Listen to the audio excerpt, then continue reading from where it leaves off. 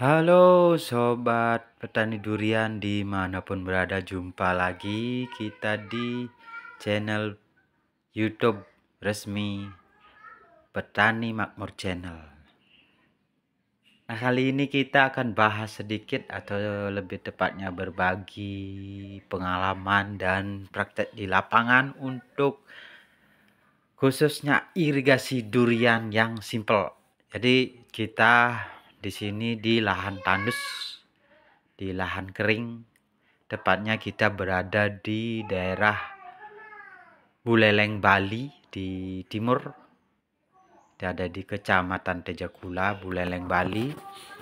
Jadi kita di sini terkenal karena suasananya kering, udaranya pengap, panas. Dan kalau dibandingkan kayak di luar-luar, kita berada di zona cuaca mirip Afrika.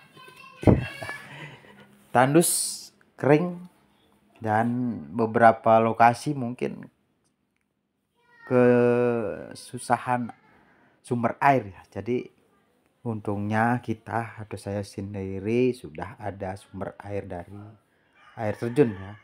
Jadi sekarang kita setting irigasi sprinkle.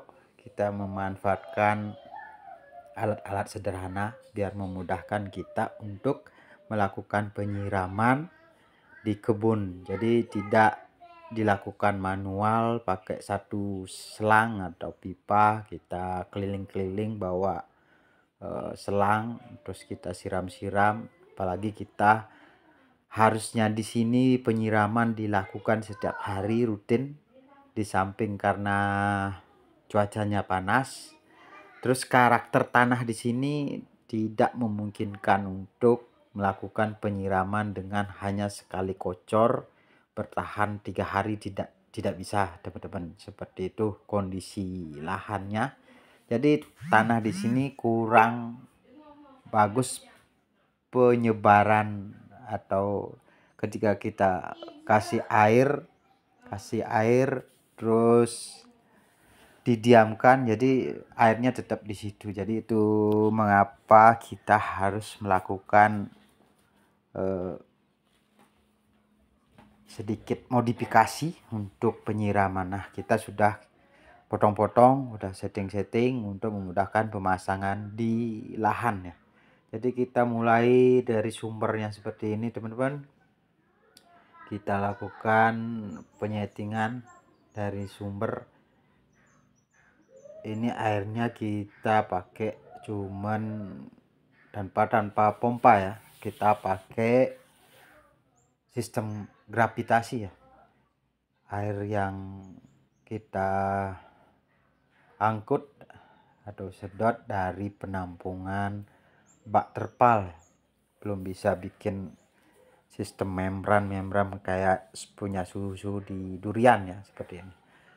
Terus untuk menghemat biaya, kita pakai sistem tabung seperti ini untuk memompa lebih keras lagi, karena kalau tabung dia udah nyimpen udara, terus airnya masuk dipompa dengan tabung ini seperti sistem apa ya, seperti mirip seperti itu. Kita ketemu ilmu ini di teman-teman konten kreator maupun YouTuber. Jadi kita setting seperti itu. Terus sambungannya kita cuman pakai selang apa nih, irigasi tetes ya. Kita modif lagi, seharusnya ini pakai tetes, dulunya sudah bagus pakai tetes.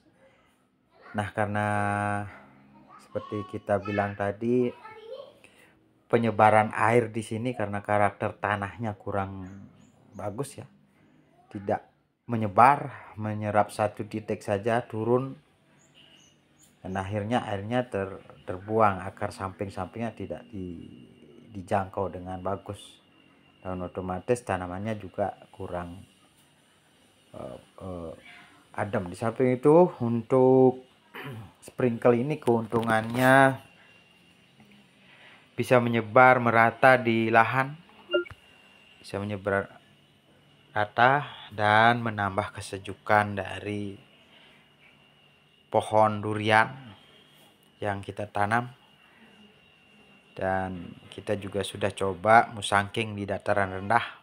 Jadi mau tidak mau kita harus menjaga kelembaban udara di sebelah atau di sekitar batang pokok tanaman. Nah, kalau yang ini tanam durian kane ya, durian kane. Untuk usia kita sudah tanam 5 bulan yang lalu dari bibit mini ya, dari bibit ya tidak lebih dari 1 meter, di bawah 1 meter sekitar 50 cm. Ini kita tanam 20 pohon jenis musangking 50% atau 10 pohon. Terus durian kane 10 pohon. Kita modifikasi irigasi dari tetes ke sprinkle. Terus juga kita tambah juga untuk tetesnya juga kita tetap pakai ya, biar di batang pokok tetap lebih banyak airnya seperti ini. Sprinklenya untuk menambah area basah ya, area basah lebih luas ya, sekitar 2-3 meter dari batang pokok, mungkin 2 meter, bisa menambah kelembaban tanah maupun kelembaban udara. Nah, jangan khawatir teman-teman yang belum punya atau belum bisa beli pipa untuk pengairan. Kita bisa pakai HDPE ini, di samping karena murah 50 meter mungkin 50 ribuan, kita juga bisa modifikasi sedikit dengan melubangi untuk penyiraman tanaman selain tanaman pokok yang tadi durian.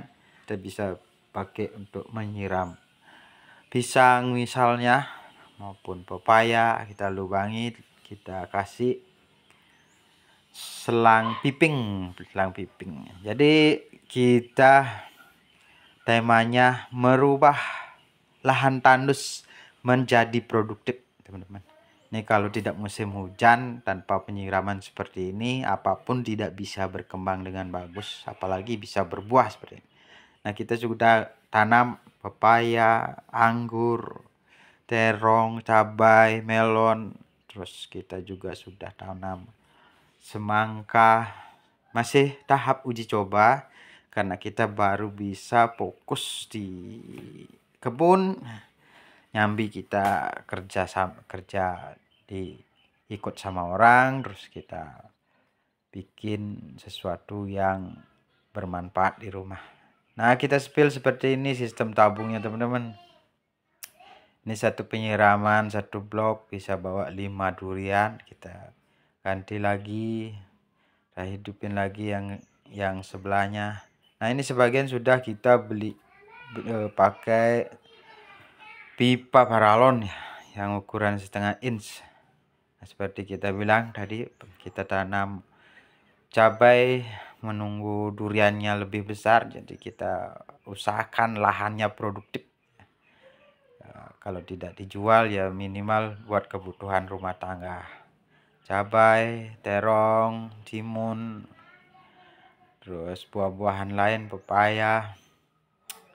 Pokoknya kita usahakan lahan yang tandus ini bisa produktif, bisa menghasilkan sesuatu, dan tentunya juga bisa menambah atau merefresh otak kita berkebun.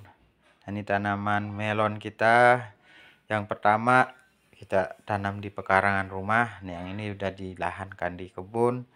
Kita tanam sudah mulai 30 pohon.